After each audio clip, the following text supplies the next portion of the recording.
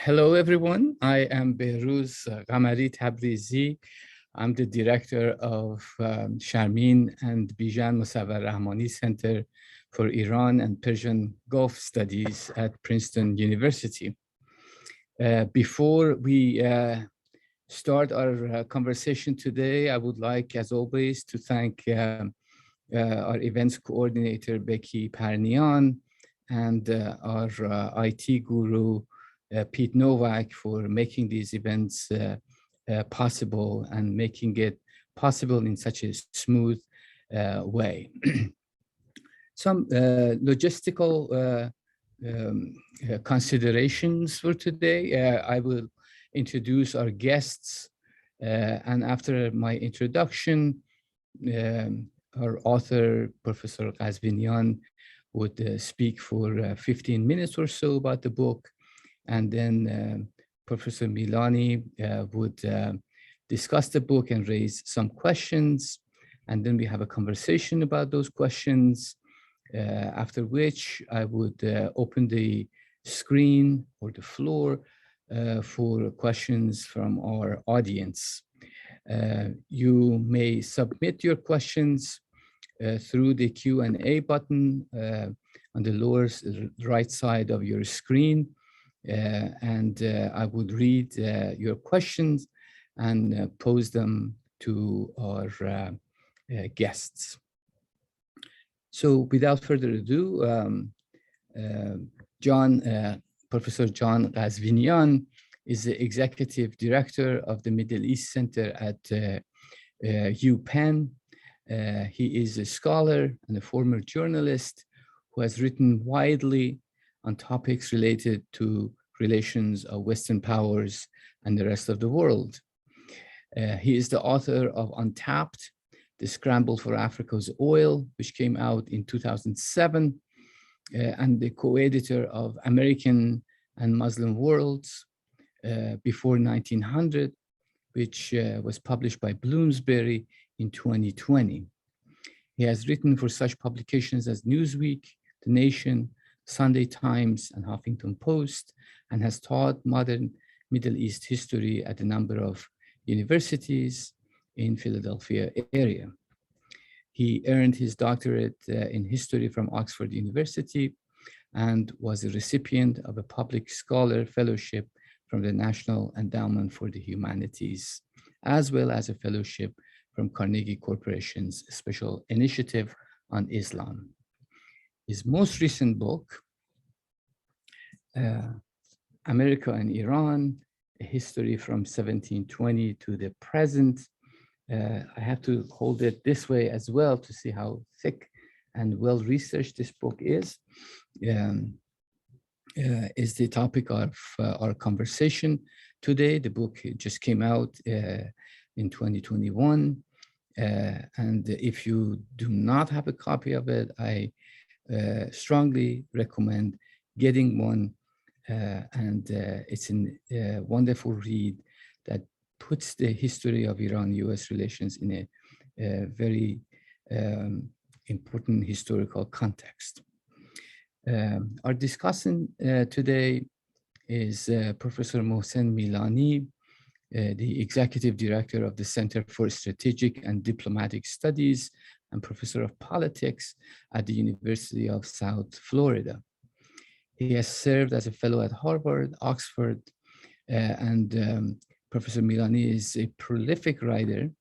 Most notably, I have to say that one of my favorite books on the Iranian Revolution, The Making of Iran's Islamic Revolution, has been used as a required reading at many universities for courses on modern Middle East and contemporary Iran. His articles, essays, commentaries have been published in a variety of outlets, the Washington Quarterly, Foreign Affairs, the Middle East Journal, and the Atlantic, just to name a few. He is currently working on a book about Iranian foreign policy, which would be available, inshallah, very soon for all of us to read and benefit from Professor Milani's wisdom. So I give the floor to John Ghazvinian, and with special thanks for agreeing to this conversation. And please, John. Sorry, I was muted. Thank you very, very much for that very kind introduction. I'm really honored to be here. I'm grateful for the invitation and grateful to you, Behruz, as well as to Becky and everybody at the Sharmin and Bijan Mossavar-Rahmani Center for organizing this talk. And I'm especially honored and privileged to be in discussion with Dr. Milani, whose work I've long admired, and I'm sure you all have as well. So I really look forward to that part of the conversation, so much so that I'll keep my remarks very brief because I want to hear and learn from Dr. Milani much more than I want to lecture to everybody today. So I'll just speak for a few minutes. And thank you for showing off how fat the book is. I want to reassure everybody who's read the book that actually in its first draft, it was twice as long. It was around 1,300 pages originally when I first submitted it to my editor. So you can thank my editor at Knopf for that, for working with me for 5 years to actually slowly shrink the book to a size that was commercially viable. But there is, of course, with this topic, an awful lot that one could say. I feel like thousands of pages wouldn't begin to do the subject justice. I also just want to note that the book is actually out in paperback in 2 weeks, less than 2 weeks, actually. So anybody who wants to save a couple of bucks, that's a really nice way to do it as well. So I'll just speak for a few minutes about the project and kind of how it came about and how I approached it. You know, I went into this perhaps very arrogantly thinking, you know, I mean, trying to tackle a topic as large as this and thinking that I could do it in a couple of years, and it ended up taking me the better part of a decade. Initially, I had this idea that, wanted to kind of tackle this topic of the history of US-Iran relations, but I mean, so much has already been written about it and so much would be written after me as well. So there were a couple of things I was trying to do different with this book. One is I was just trying to get us away from, when we think about US-Iran relations and the history of US-Iran relations, even if you know nothing about US-Iran relations, you know that this is not a very happy or warm relationship. So there's a natural tendency, if you're a historian and you say, oh, I'm doing a history of US-Iran relations, people come say, oh, the first question people ask is, oh, well, tell us what went wrong. How did it all go so wrong? And I think that's a very reasonable instinct to want to ask that question. But I find it curious with this particular topic because I think embedded in that question is the implied question of whose fault is it? And that again is a perfectly reasonable question to want to ask. However, as a historian, I don't feel it's my job to try to lay blame or treat this as some sort of courtroom where we're going to sort of hammer each other with these weapons of mass history, if you will. These two countries both have long grievances historically that they could use against each other. We all know that. And we know, most of us, I think, know what a lot of those grievances are. But I wanted to take us away a little bit from these grievance narratives. Because I think one of the things that really surprised me when I started doing this book is, about the question of where to begin. And I realized that for most people, the memory of this story begins somewhere either in 1979 or in 1953, depending on the perspective you have. Broadly speaking, it's a huge generalization. If you are positively inclined towards the United States and American foreign policy and negatively inclined towards Iran or the Islamic Republic, you are more likely to begin the historical narrative around 1979 with the revolution and the hostage crisis. There's that's sort of ground zero, if you will. It's kind of day one of the story when the Iranian students take Americans hostage in their embassy for over a year. There's this feeling that, well, the revolution revolutionized everything and turned Iran in this very radical anti-American direction. Ever since, everything has been terrible. Okay, that's a perfectly reasonable narrative to have. If you are someone who is perhaps more inclined to be critical of American foreign policy or more sympathetic to the Islamic Republic, broadly speaking, you're more likely to be, or to sort of Iranian national narratives generally, you're more likely to begin the history in 1953 with the CIA's involvement, very strong involvement in the coup d'etat that overthrew very popular Prime Minister Mohammad Mossadegh in Iran in the midst of the oil nationalization crisis, and helped to usher in gradually a period of strong American support for the Shah, and especially his sort of creeping dictatorship over the 1960s and 70s. And there is this tendency to say, well, everything was fine until, right? This is the way that you approach these things when you begin with 53 or 79. You know, everything, you hear people say everything was fine until America overthrew Iran's government in 1953. Okay. Or everything was fine until the Iranians overtook the American embassy in 1979. And everything since has been, you know. I understand both of these impulses, but I think they're not a very productive way of approaching history for a number of different reasons. One is, if you ask, very simply, if you ask any of these people, you know, who present, you know, if you ask someone who begins the narrative in 79 or 53, well, what do you mean when you say everything was fine? When you kind of poke beneath the bonnet a little bit, everything is less clear. I mean, you know, yes, US and Iran had a very good relationship before 1979, but was everything fine? That's perhaps a little bit more debatable. Yes, you could say that before 1953, the Iranian image of the United States in Iran was very, very positive. That is true, and I've seen this in a lot of my research. But how much do we really know about US-Iran relations before 1953? There's sometimes this tendency to describe it as a sort of golden age, right? And I think there's an argument for that. I think that if you're looking for a kind of golden age of US-Iran relations, you can perhaps find it in the 1910s, 1920s, 1930s. But even then, as I showed in my research, the golden age was far from golden. You know, you had, you know, we forget about these things now, but in the very first time Iran and the US broke off ties was not in 1979, it was in 1935 over a dispute that arose over a speeding ticket that was given to the Iranian ambassador in Elton, Maryland, just down the road from us here. And the press coverage that ensued from that. 3 years, these two countries basically broke off ties and recalled their envoys and so on. In the 1928 to 1930 or thereabouts, the two countries were involved in a bitter dispute over the railway, the Trans-Iranian Railway, which had been built partly by an American company, Henry Ullin and Company in Chicago, and Iran refused to pay for the American portion because Reza Shah had gone to visit the train, and you know, he'd been washed off the tracks, and he felt that it was poorly constructed, and there was a whole dispute around that. You know, so even in this sort of kind of golden age, this age of Morgan Schuster and Baskerville, you know, that people sometimes like to, you know, put up on a pedestal a little bit. You know, I agree. It was a very positive mutual image that the two countries had of each other. But even then, there were problems. It's hard to really, you know, to pinpoint a time when everything was great. And as a historian, that's not our job. It's not our job to say it's you know, the blame lies here or the blame lies there, or you know, everything was great until. It's simply to sketch out a series of processes and decisions that are made as a result of contingent situations and explain why things came about the way they did. And that's what I was trying to do with this book. The question became for me, though, where do you begin?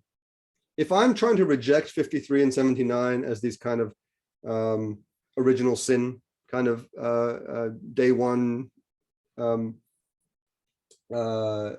ways to begin the narrative, and I am, and by the way, I want to say this as well, you know, there are not a lot of stories that begin at the end. This is what I said in the preface to my book. It's so interesting to me that the history of US-Iran relations always begins at the end. It begins when the relations between the two countries are broken off in the hostage crisis. That's where it's so often, our narrative seems to begin. And that's unfortunate, because that you're privileging the last 40 years of US-Iran relations when you do that.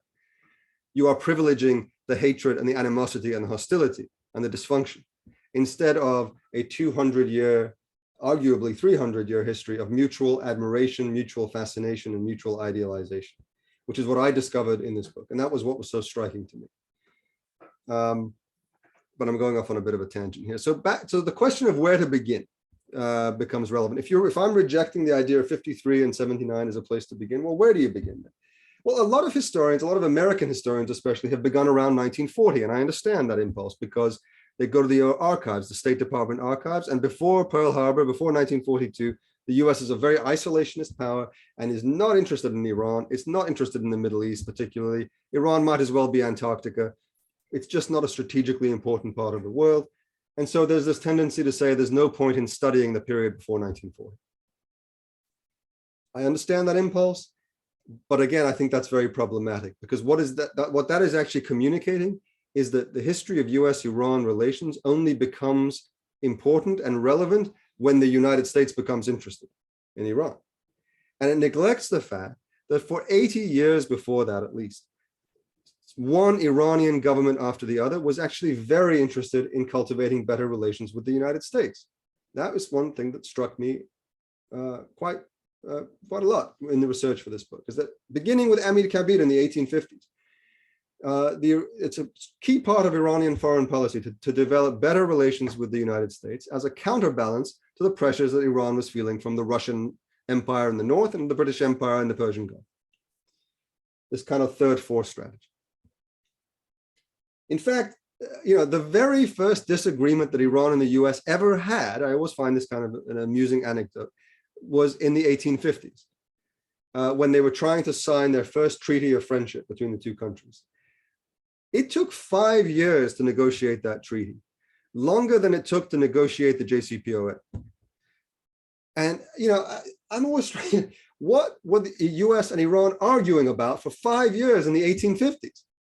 And it turns out quite a few things, but one of them was the sticking point. One of the sticking points for this treaty was that Iran wanted to buy American warships flying the stars and stripes, manned by American sailors, as part of the Persian Navy in the Persian Gulf, to send a message to the British to say, look, we have this powerful new friend now. And of course, understandably, the US said, no, we don't want any part of this. Leave us out of your, these dramas, please. So this was the first disagreement the two countries ever had. Iran saying, we want you, the US, more involved in our affairs, and the US saying, no, we don't want to interfere in your business. I mean, you look at how far we've come. That is pretty striking to me. So I could have just started the story there in the 1850s with the first political relations. But I wanted to go back even further, because I think you don't want to privilege just high politics and diplomacy either, because that's not everything that makes up a relationship between two countries. So I also wanted to look at when is the first people-to-people contact between the two countries. And then you could look at Presbyterian missionaries from the 1830s. You could look at rum traders from the early 1800s. And a lot of people have done that. But I think that I did something a little bit eccentric in this book, which is to say, I want to go back even before actual human contact and look at prehistory, the preconceived notions that these two societies, these civilizations brought to this before they even had any contact with each other. And I'll be very, very brief here, because this is, to me, one of the most interesting parts of this book, but I know I only have a couple of minutes left. I was struck when I looked at colonial American newspapers from the 1720s, the first newspapers ever published in the US, in North America, in Philadelphia and Boston. And I found that they were obsessed with Iran, that sometimes 20 to 30% of the week's newspaper was taken up with Iranian affairs. I came across a newspaper published in Philadelphia in 1724 that said its lead story was, "We regret that we have no news from Persia this week." This was front page news in Philadelphia in 1722, 300 years ago. We're sorry, there's no news from Iran this week. This is how interested people were. And I mean, I was floored by this, as I'm sure you probably are as well. But I was even more floored to find that the newspapers at the time were overwhelmingly, vocally, stridently pro-Iranian. Now, why? And I'll be very, very brief, because the big international news story of the day in the 1722 was the collapse of the Safavid Empire, the Afghan rebellion in the east, in Kandahar, led by Mahmud Hotaki, which brought down the Safavid Empire in 1722, was an international sensation because this glorious empire had collapsed. Why were Americans so pro-Iranian? Because they assumed that the Afghans must have been in collusion with the Ottoman Empire. They were not in collusion, but they assumed that because they were both Sunni and the Afghans were rebelling against the attempts to convert them to Shia Islam, that therefore the Ottoman Empire must have been behind this. And of course, the Ottoman Empire was the evil empire of its day, the terrible Turk, the evil Turk, all this kind of rhetoric dating from the Crusades and so on. Let's not forget that in 1683, the Ottoman Empire was at the gates of Vienna, okay? That's only 40 years before these newspapers were published. and that white American settlers in North America would have seen themselves as Christian Europeans. So that event, the Ottoman attempt to besiege Vienna, was as recent in their memory as the Iranian Revolution is in our memory when we think about Iran. It was only 40 years old. And they were aware that the Persian Empire was a great rival of the Ottomans. So it was like, well, the enemy of my enemy is my friend. And they came up with all these bizarre, explanations that, well, the Persians are less evil because they're less Muslim. They're Shia, and we know the Shia are not taken seriously by the Sunnis. So, you had these descriptions in newspapers of this is a conflict between Persians and Muslims, which is an interesting way of formulating it, right? As if somehow Persians are not Muslim. They liked this. They had this fantasy idea of this Eastern kingdom, just to the east of everything that was evil, just to the east of Eden, as I call in my first chapter, to the east of the Ottoman Empire. And they idealized it because the Ottomans were also in possession of the Holy Land. And that was very important. That was very offensive to Christian North Americans. Meanwhile, they looked at the Bible and they saw that Iran looks very good in the Bible. Cyrus, liberates the Jews from Babylonian captivity in Ezra book 1. For all of these reasons, they really idealized Iran, and it became this kind of idyllic kingdom to the east. Now, why am I going on about this? Because fast forward 100 years to the first American Presbyterian missionaries who arrive in 1835, and they come over the Zagros Mountains into Urumia Plain, and they say, oh, this is like a Garden of Eden. It's like a paradise. They internalized a lot of this. Fast forward to the 1970s, and there is still this idealized idea of Iran as somehow less evil version of the Middle East. If you were living as an American in the 1970s and you think about the Middle East, you think about the Arab oil embargo and wars with Israel and Arab socialism and Nasserism and things like that. And then you look just further to the east and you see this idyllic kingdom led by this pro-American emperor, right? These things have a long afterlife, which I would get into much more if I had more time. And there's an Iranian version of that. Very briefly, and I'll stop here. Iranians from the 1860s, it came much later, but in the 1860s, they were beginning to see that they were declining as a power and that Europe was rising as a power, and they wanted to emulate the West, but they didn't like European imperialism and greed and exploitation. And what they saw in the US was a friendlier version of Europe, just to the west of Eden, if you will, a version of Europe that was less imperialistic, less likely to interfere in their affairs, a country that had come to power in a revolution against the British Empire, and they thought Americans seemed to understand them because they didn't have an embassy in Iran. They just had these missionaries who were building schools and clinics and so on. And this extended right through the Wilsonian moment, right through the Schuster moment, right up until 3 weeks before the coup d'etat of 1953, when Mohammad Mossadegh was being sanctioned by the British. And he wrote a letter to President Eisenhower asking for help, financial help, because he believed that the United States would be the one country that would understand Iran's situation. That was 3 weeks before he was overthrown. Those long histories are the ones that I really was fascinated by in this, and that's what I was trying to do in this book. So I'm sorry to have gone on for so long. I think I went a little bit over 15 minutes, but I look forward to the conversation. That is so wonderful. Thank you so much, John. And I think really the fascinating parts of the book. I mean, the whole book is quite fascinating, but as you said, the fascinating part is this kind of prehistory that you just mentioned that looks very unfamiliar. At least to me, it was very unfamiliar, and I really enjoyed reading it. So, Professor Milani, the screen is yours. You are on mute, Mohsen.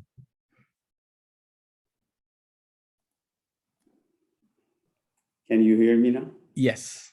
Well, good afternoon to you, Dr. Rahmani Center. And before I begin, I want to express my gratitude to you for inviting me to this important event.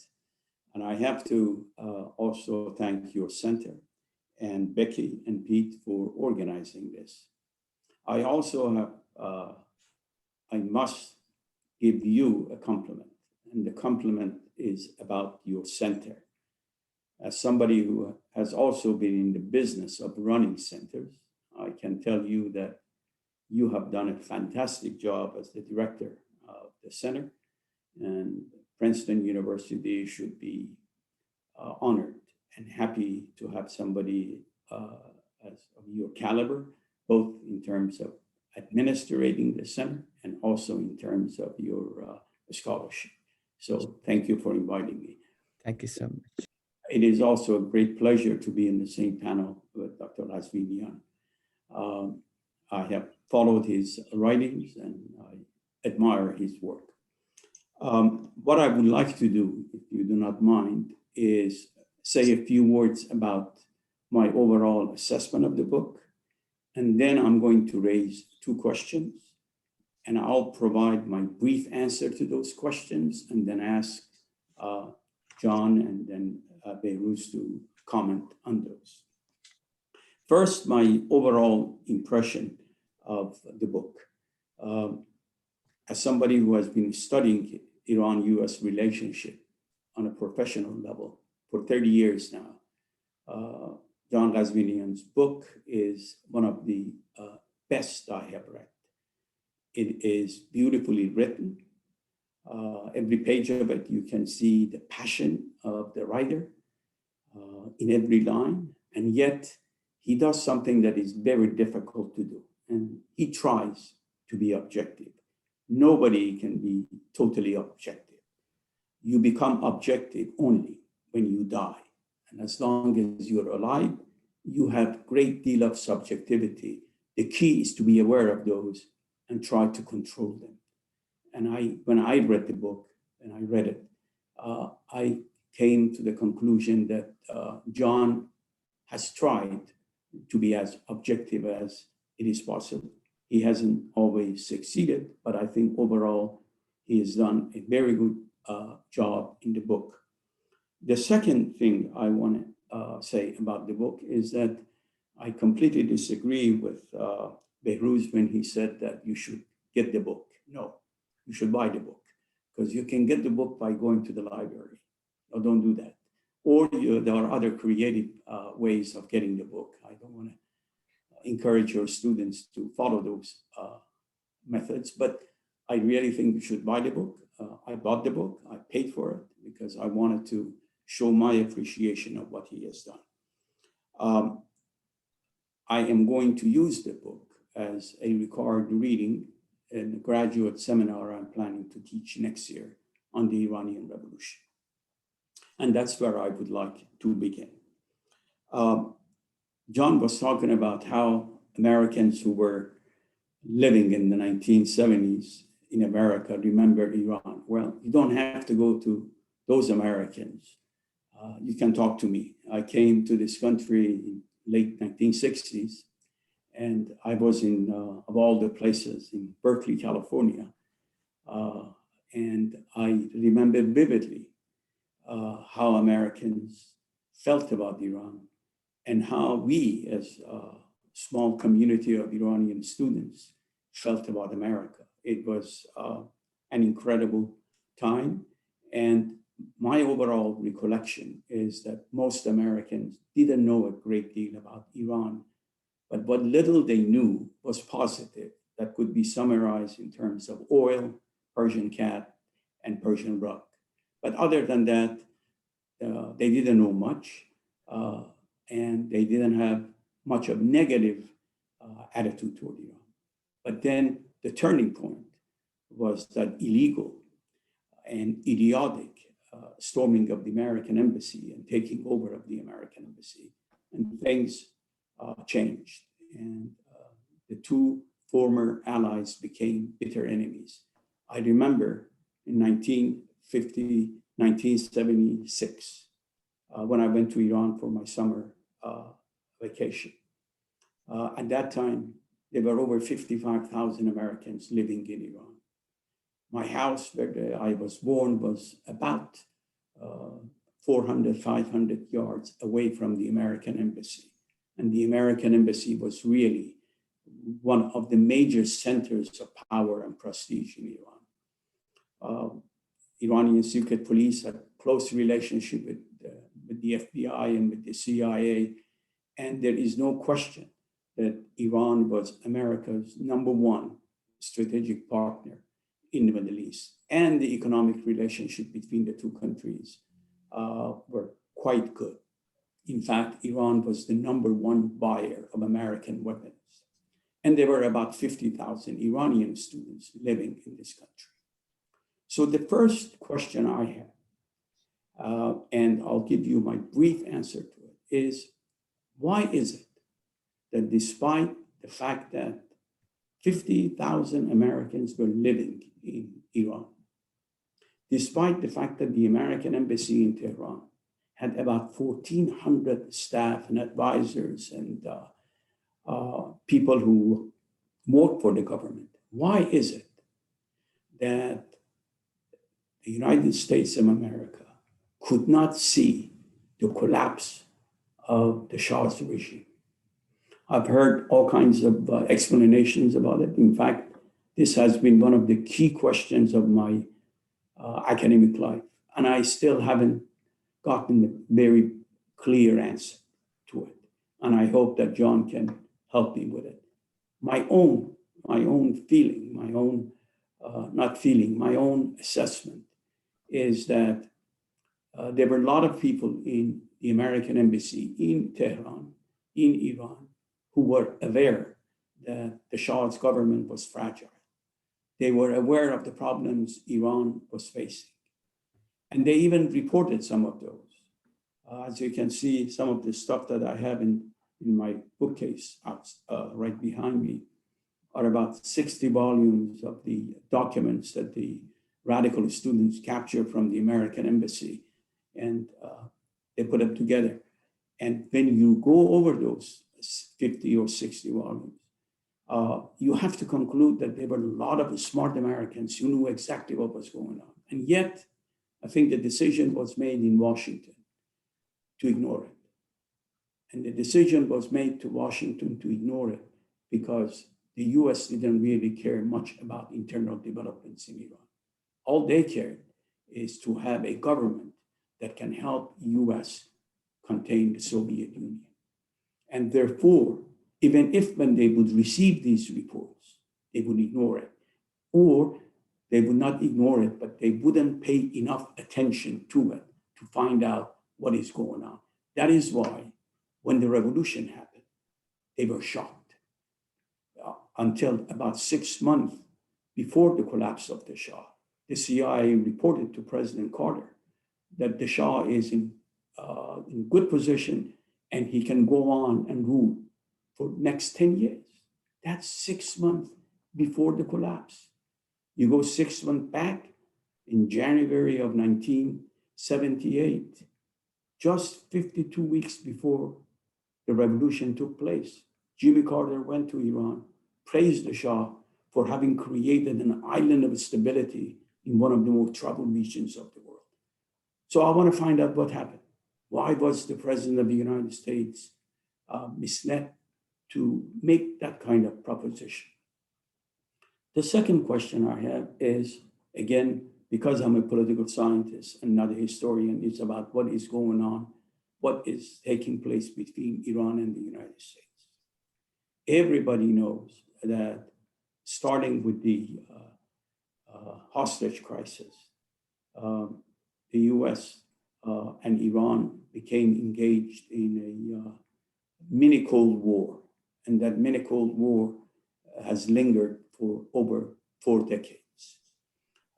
We usually hear more about what Iran has done, but we seldom hear about what the US has done. But take my word, the two sides have done their utmost to undermine each other in the region and anywhere they can. So the question I have is, what is the cause of this lingering animosity? Because if you really look at it in terms of culture, in terms of civilization, Iran and the US should not be enemies. They should be partners, strategic partners. We have a lot in common. Why is it that we have become such bitter enemies? The typical answer is that the Islamic Republic is an anti-American regime, and anti-Americanism, anti-Semitism, anti-Israel is part of the DNA of the Islamic Republic. I think that probably is to some degree true, But this anti-Americanism is the symptom of something that I believe is the cause of that lingering animosity. And that's where I would like John to address. And that is my own hypothesis, is that the reason for this lingering animosity between Iran and the United States is that Iran has challenged the United States in the region. And the US as a global power cannot allow Iran to become a power in that region. And one of the major factors why this has become so bitter is because of the ideology behind that Iranian desire to become a regional power, because it is mixed with religion, and because religion usually clarifies things, because in religious terms, you either are good or bad, you're either with God or you're against God. The Islamic Republic has been able to turn this structural difference it has with the US, its desire to become a regional power, its desire to export its revolution, and American desire to stop it, not to allow this to happen. That, I think, that ideological addition to this geostrategic competition is what has caused this animosity between the two countries. So with this, I am going to stop, and I look forward to learning from John and learning from the Hebrews. Thank you. Thank you so much, Professor Milani. This was wonderful comments, and in the olden days they would say the $64,000 questions, you know. And I think we should now say $60 million questions. You know, with the inflation, it's the same thing. With the same thing, right? So, John, why don't you try to respond to these important questions, and then we can open up the conversation. Sure. My easy response is yes.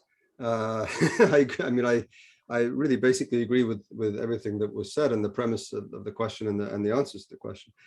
First of all, I want to say thank you before I forget for the very, very kind and gracious words that you began your comments with, Dr. Milani. I really appreciate that. It means a lot coming from you. In fact, you know, I'm reminded of that the very first book talk I gave when this book came out in January, at the end of January, was at Stanford with the other Dr. Milani, who was equally gracious.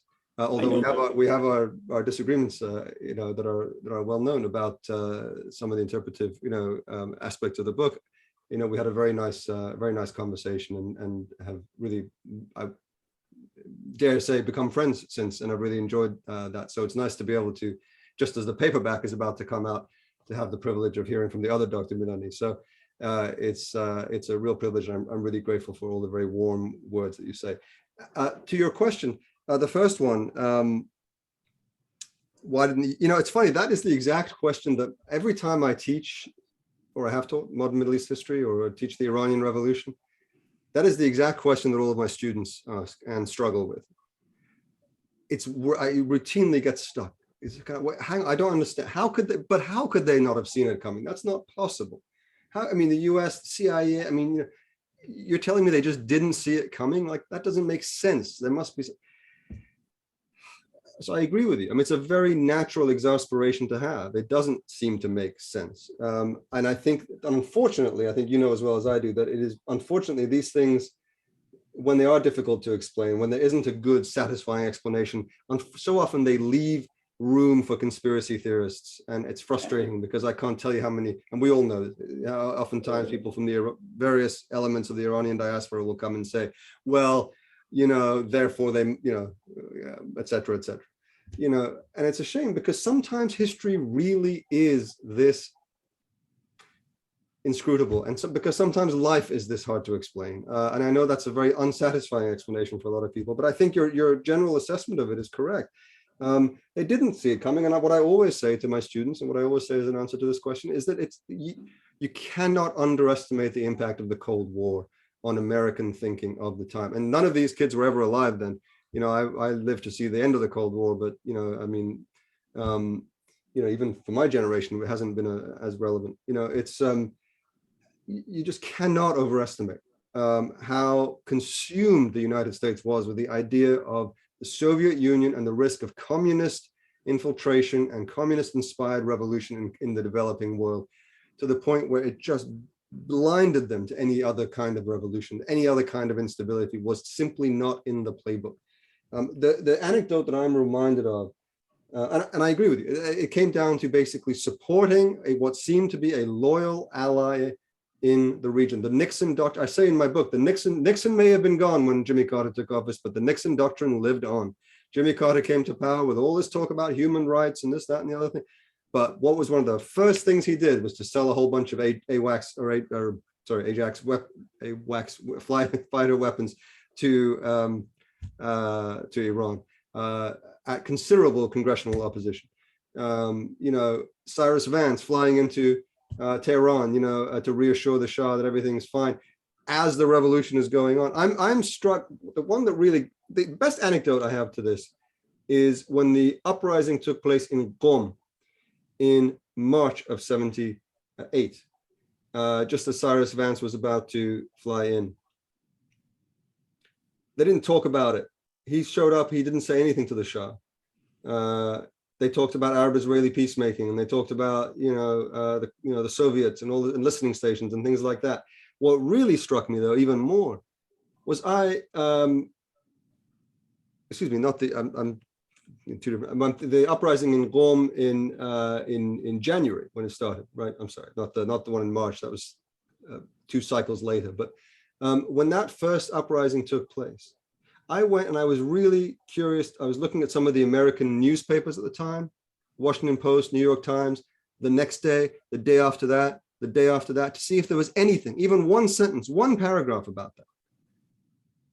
People had been shooting into the streets, and there was nothing. And I've gone since to look at even recently declassified documents at the National Archives to see if there were cables from the US Embassy to Washington about that uprising. Nothing. They didn't even consider it worth mentioning. The US ambassador, and let's be honest, Sullivan and that whole crowd at the State Department probably understood the situation much better than Brzezinski and the national security team. But even they didn't think that a religiously inspired uprising was really worth talking about. And I know that seems hard to understand, but I think it's as simple as that. No one took Khomeini seriously. No one took the idea of Islamic revolution seriously. And when you look at once the revolution did begin, when you look at the divisions within the Carter administration, I think they alone reveal so much. Like we're looking at the psyche of the administration, right? On the one hand, you had Brzezinski and the hardliners, close to Zahedi and so on, saying Shah needs to take a tough iron fist approach, and we cannot be just talking to Bazargan or Yazdi or Khomeini or any of that. We have to stand by the Shah until the very last minute. Why? Because if we don't, Anwar Sadat and the Saudi royal family are going to take lessons from this, and they're going to think that our friendship is not really reliable. So that's their thinking, is again a Cold War mentality, that we have to stand by our allies because then they might turn to the Soviets instead. The Saudis might turn to the Soviets. The Egyptians might turn to the Soviets. We have to show them what our friendship is worth. On the other hand of the argument, you had people like Sullivan and Henry Precht at the State Department and others who were saying, no, the Shah, he's not long for this world. This regime is on the wrong side of history. We need to start reaching out to some of the moderates in Khomeini's team. Why? Because don't worry, when Khomeini comes to power, he'll just be a figurehead. He'll be like a Gandhi-like figure. He won't actually get involved in day-to-day politics because that would be ridiculous. He doesn't know, he's just a religious figure. Religious figure isn't going to run the country. And we need to solidify our, and actually, if anything, a somewhat religiously inspired moderate republic might be a good, useful ally against the Soviets. Again, the Soviet thinking. Both of them, in their own ways, underestimated Khomeini, but for different reasons and for ultimately Cold War reasons. And I think that says it all. It really, and it's easy to say, oh, the US is so powerful. No one saw this coming. The Soviets didn't see it coming. The British didn't see it coming. The Israelis didn't see it coming. The French didn't see it coming. These are all countries that have very strong intelligence apparatus in Iran. So it's not just the US dropped the ball.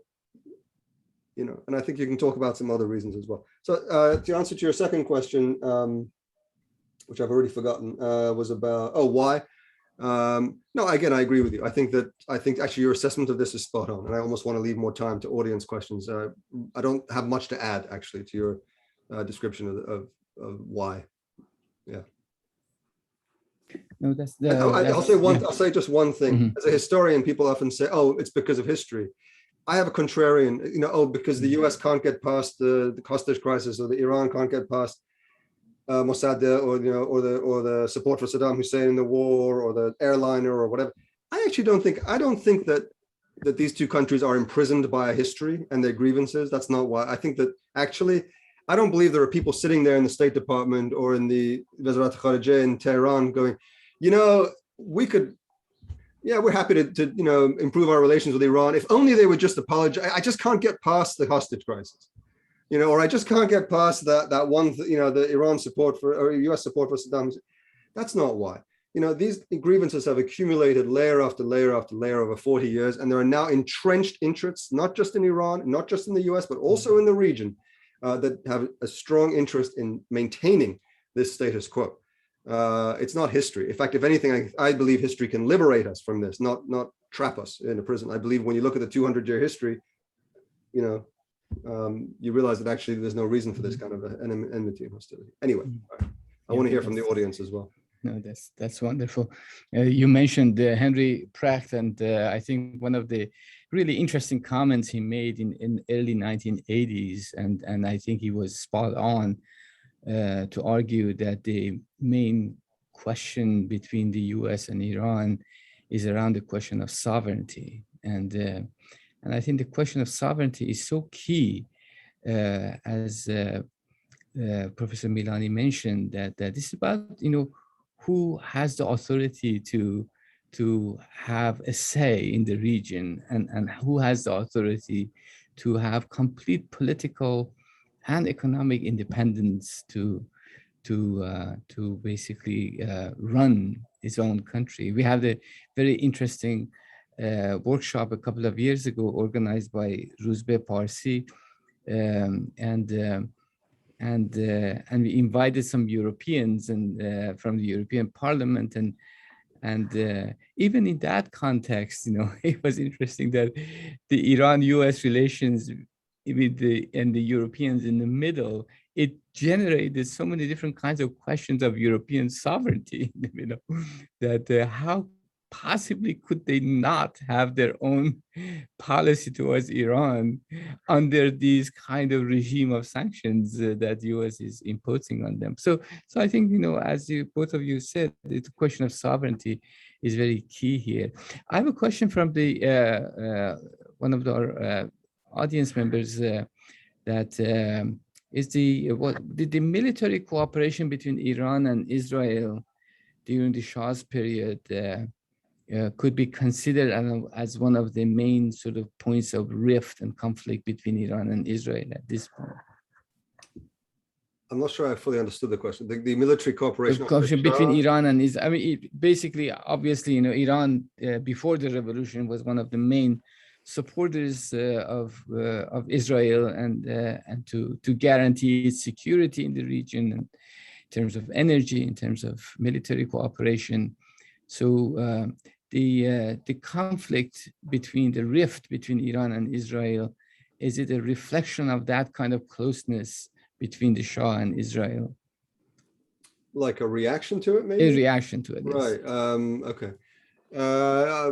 To some extent, yeah. Although, again, I actually highly recommend Trita Parsi's book on the Treacherous Alliance for unpacking some of this, because it's not a simple...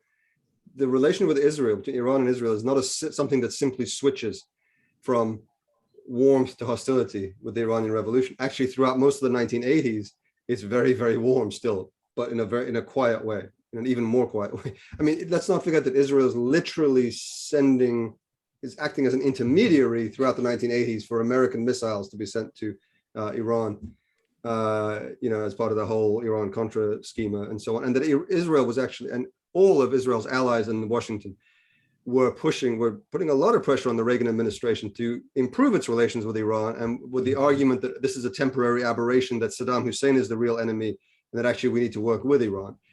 Elliot Abrams, I'm always struck by, go and look, this is one of those people, right? This guy is like how should I put it? He's many like, many lives of Elliot Abrams. He's like the epitome, right? I mean, of like what you think of when you think of a kind of hawkish, very pro-Israeli kind of voice in Washington, right? He's written all these books about, the evil mullahs and all that, and this kind of stuff. Go look up some of the op-eds that he wrote for the New York Times and Washington Post. I forget which one, in the 1980s. They're amazing. Saying we have to become friendly with Iran right now. Iran is not the problem in the region. Saddam is the problem. Right. We need a better relationship with the Irans. We need détente with Iran. It's like, what? So that was the kind of Israeli line throughout most of the 80s. It was the end of the Cold War that changed all of that. And the Arab-Israeli peace process that brought a lot of the Arab states closer to Israel and then kind of isolated Iran. Mohsen? Yes, just a couple of observations. Number one, about what John was saying, that they had no idea what was going on in Iran. As you all know, Ayatollah Khomeini wrote his book about Islamic government in Najaf and was published in 1971. And when President Carter decided to examine the status of Iranian armed forces in the last few days of the Shah's rule, he asked an American general, General Robert Dutch Heuser, to go to Iran. And the general has written about his experience in Iran, and he admits that until he was called on by the president to go to Iran, he had never heard of the name Khomeini. Regarding Israel, because I'm right now just finished a chapter on Iran-Iraq relations, I happened to get into what the Shah was doing in Iraq with helping Barzani in Turkey. And then, as you remember, in 1975, suddenly the Shah decided to have peace with Iraq, and they signed that famous Algiers Agreement. Now, the documents coming out of the US government clearly shows that the Israelis were very unhappy with the Shah. And they almost said that they feel the Shah had betrayed them, because there was a triangle of Iran, CIA, and Mossad helping the Kurds. And then the Shah suddenly decided to get out.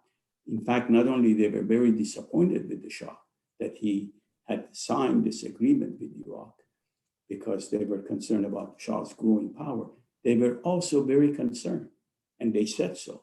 Their sort of de facto ambassador to Iran told the American embassy in Tehran that, is that true that the Shah is getting closer to the Arabs, to the moderate Arabs?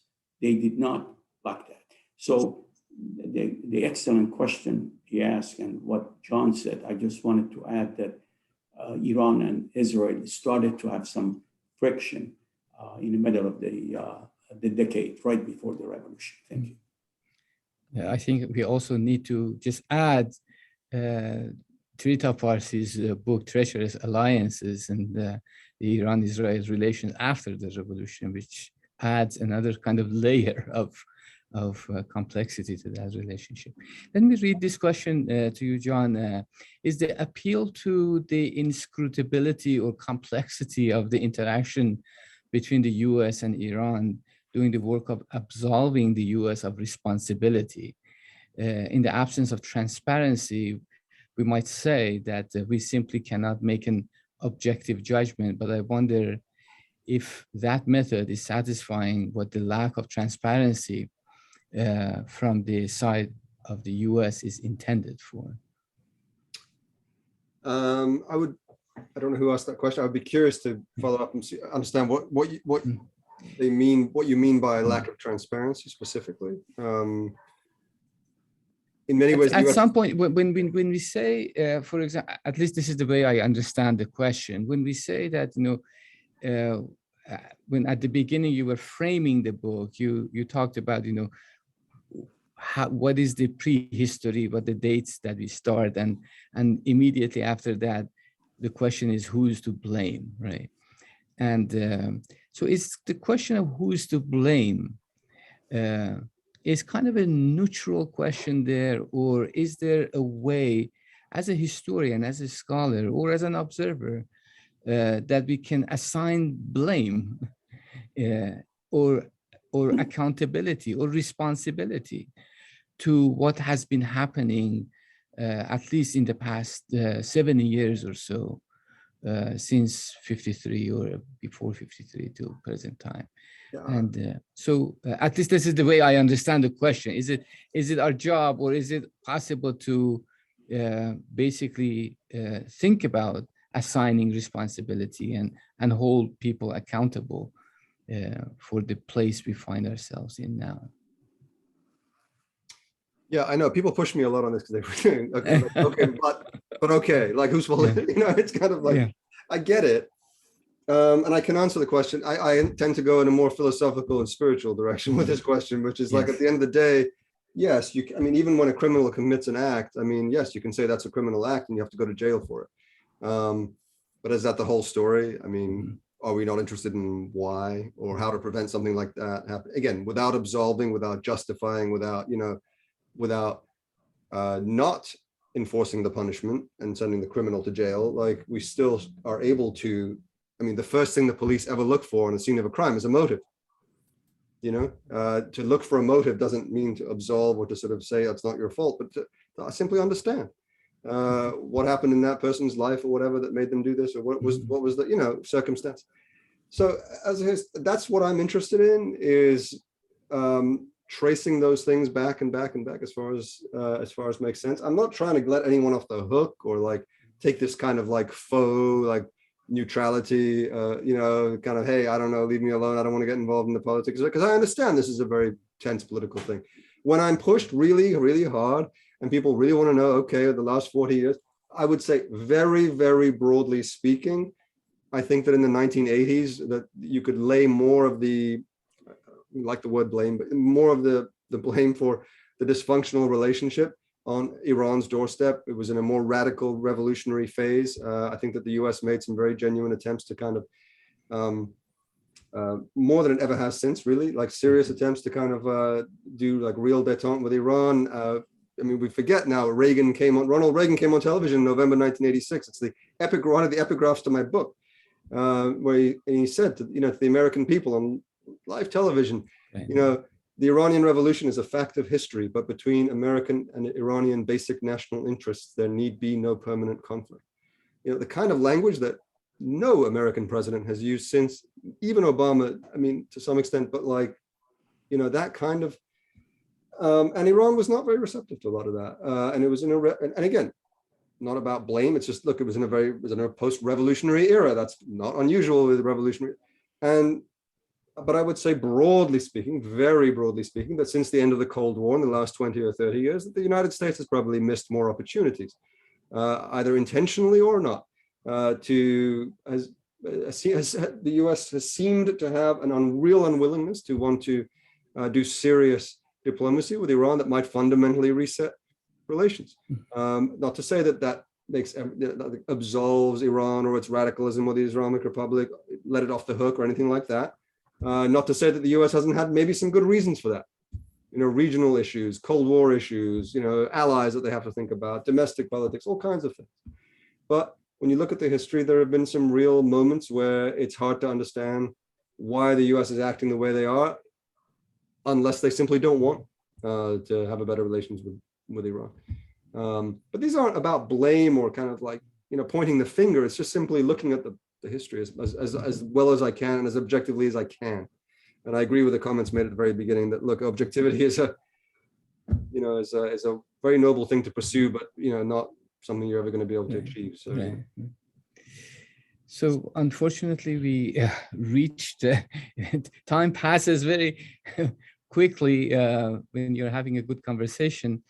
And there are so many other questions on the floor, and I encourage your audiences to directly send their questions to Professor Ghazvinian, if I may do that.